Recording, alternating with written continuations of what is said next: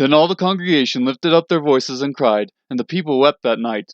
All the sons of Israel grumbled against Moses and Aaron, and the whole congregation said to them, Would that we had died in the land of Egypt, or would that we had died in this wilderness. Why is the Lord bringing us into this land, to fall by the sword? Our wives and our little ones will become plunder. Would it not be better for us to return to Egypt? So they said to one another, Let us appoint a leader and return to Egypt. Then Moses and Aaron fell on their faces in the presence of all the assembly of the congregation of the sons of Israel. Joshua the son of Nun and Caleb the son of Jephunneh, of those who had spied out the land, tore their clothes. And they spoke to all the congregation of the sons of Israel, saying, The land which we passed through to spy out is an exceedingly good land.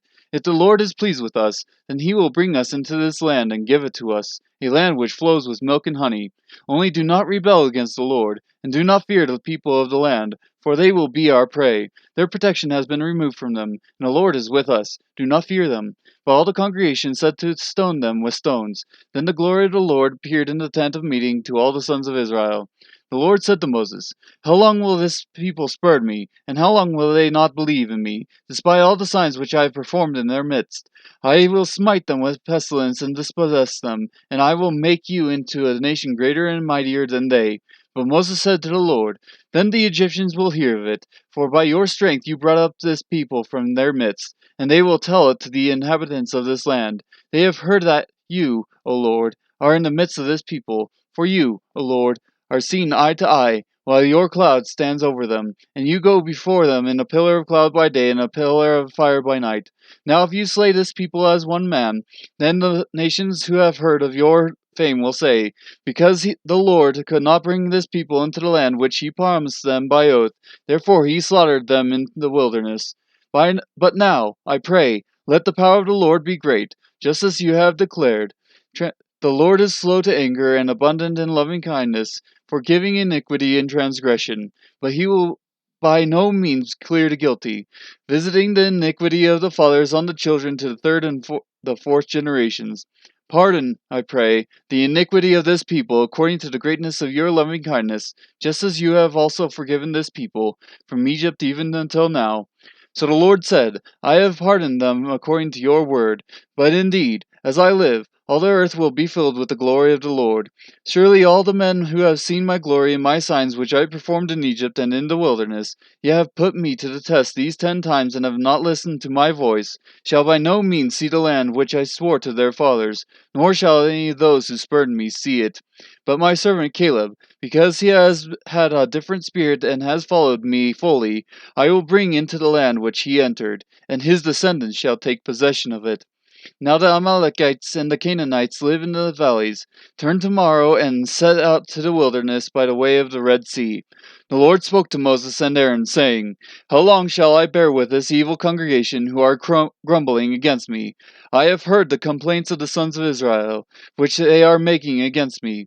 Say to them, As I live, says the Lord, just as you have spoken in my hearing, so I will surely do to you. Your corpses will fall in this wilderness, even all your numbered men, according to your complete number from 20 years old and upward, who have grumbled against me. Surely you shall not come into the land in which I swore to settle you, except Caleb the son of Jephunneh and Joshua the son of Nun. Your children, however, whom you said would become a prey, I will bring them in, and they will know the land which you have rejected. But as for you, your corpses will fall in this wilderness. Your sons shall be shepherds for 40 years in the wilderness, and they will suffer for your unfaithfulness, until your corpses lie in the wilderness. According to the number of days which you spied out the land, 40 days, for every day you shall bear your guilt a year, even 40 years, and you will know my opposition. I, the Lord, has spoken. Surely this I will do to all this evil congregation who are gathered together against me. In this wilderness they shall be destroyed, and there they will die. As for the men whom Moses sent to spy out the land, and who returned and made all the congregation grumble against him by bringing out a bad report concerning the land, even those men who brought out the very bad report of the land died by a plague before the Lord.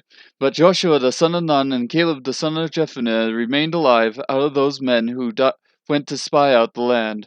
When Moses spoke these words to all the sons of Israel, the people mourned greatly. In the morning, however, they rose up early and went up to the ridge of the hill country, saying, Here we have indeed sinned, but we will go up to the place which the Lord has promised. But Moses said, Why then are you transgressing the commandment of the Lord, when it will not succeed?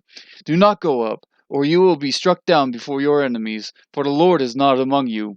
For the Amalekites and the Canaanites will be there in front of you, and you will fall by the sword, inasmuch as you have turned back from following the Lord, and the Lord will not be with you. But they went up heedlessly to the edge of the hill country. Neither the ark of the covenant of the Lord nor Moses left the camp. Then the Amalekites and the Canaanites who lived in that hill country came down, and struck them and beat them down as far as Hormah.